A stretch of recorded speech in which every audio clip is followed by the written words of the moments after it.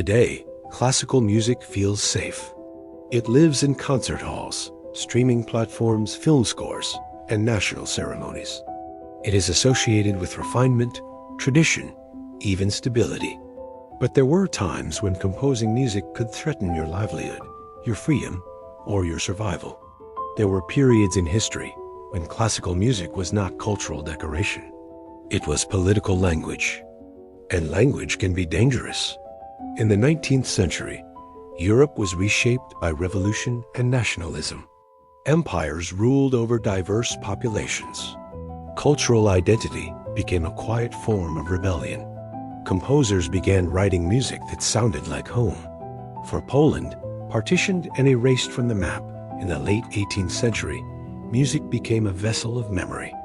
The works of Frédéric Chopin were not openly revolutionary, yet his polonaises and mazurkas carried unmistakable Polish identity.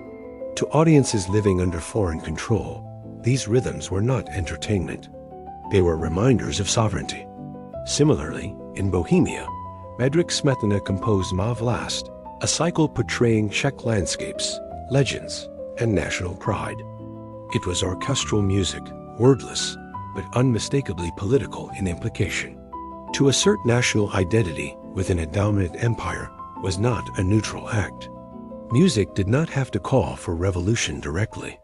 It simply had to remind people who they were. That alone could unsettle authority. In the 20th century, the stakes became even higher. Totalitarian regimes understood something clearly. Art shapes emotion, and emotion shapes loyalty. Under Nazi rule, music was categorized according to ideology. Works deemed degenerate were banned.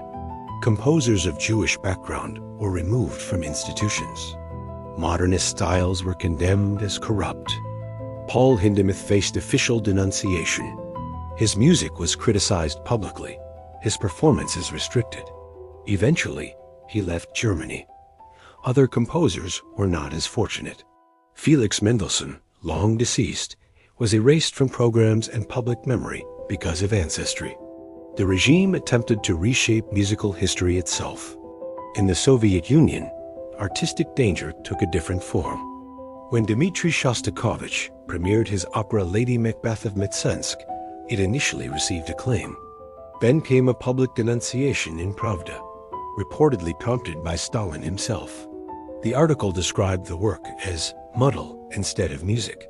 That phrase carried consequences. Shostakovich understood what it meant. Artists had disappeared for less. He reportedly kept a packed suitcase by his door at night, uncertain whether arrest would come. His Fifth Symphony followed, officially presented as a Soviet artist's response to just criticism.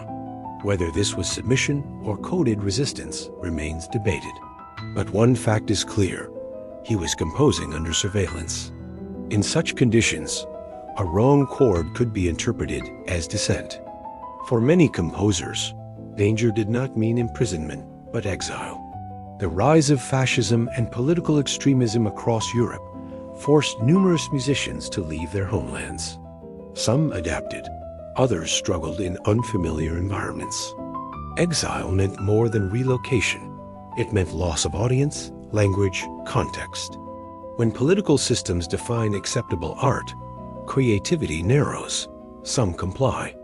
Some resist. Some leave. All pay a price. When music sparked public outrage, political authority is not the only source of danger.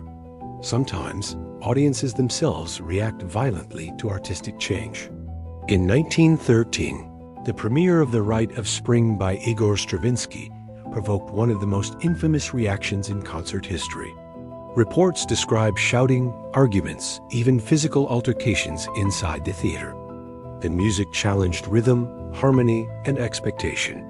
It felt primitive to some, exhilarating to others. While the riot has often been dramatized, what matters is this: modernism unsettled people deeply. It felt like cultural rupture. To create radical art is to risk rejection. Long before modern politics, music carried spiritual suspicion. Virtuosity could appear supernatural. The violinist and composer Niccolò Paganini was rumored to possess demonic assistance. His technical brilliance, gaunt appearance, and dramatic presence fed superstition. Some believed no ordinary human could produce such sound. While these accusations were not state persecution, they reveal something older, fear of what seems beyond explanation. Music has always moved emotion. When emotion feels overwhelming, societies look for causes. Throughout history, composers depended on patronage. Courts, churches, and governments funded artistic life. This relationship offered security, but also limitation. In earlier centuries, composers were expected to serve, write for ceremonies, write for religious observance, write for power. Deviation could mean dismissal. Freedom of artistic expression, as we understand it today, is relatively recent. Why does music provoke such response? Because music bypasses argument. It moves directly into emotion. It gathers crowds. It creates shared experience. A political speech can be debated. A melody can be felt. Authoritarian regimes understand that emotional unity can either reinforce power or undermine it. National anthems strengthen states. Protest songs challenge them. Classical music has done both. But this calm surface hides a turbulent past.